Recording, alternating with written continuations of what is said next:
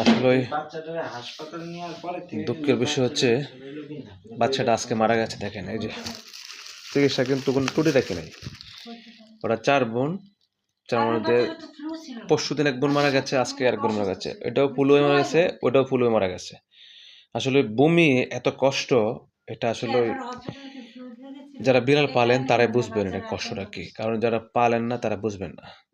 ঠিক আছে, এই যে হলো এটা হচ্ছে মা, এই যে মা শুয়ে আছে কিন্তু জানেন না যে বাচ্চা মারা গেছে।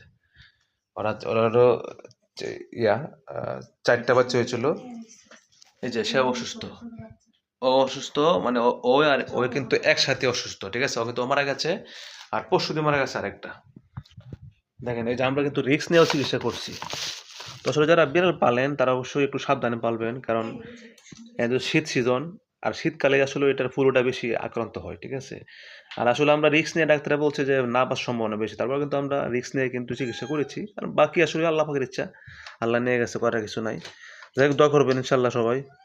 আর অবশ্যই অনেকে ঠাট্টা মজা মনে করবেন যে বিড়াল নিয়ে এত ভিডিও। আসলে ভাই যারা পালেন তারাই বুঝে কিন্তু আসলে একটা প্রাণীর যারা প্রেমিক এবং প্রাণীর ভক্ত তারাই কিন্তু আসলে বুঝে যে একটা প্রাণী মারা গেলে কতটুকু কষ্ট লাগে। ঠিক আছে, 1 মাস বয়স বমি করতে করতে একদম মানে এত পরিমাণ বমি করছে, 2 দিন ধরে বমি করছে।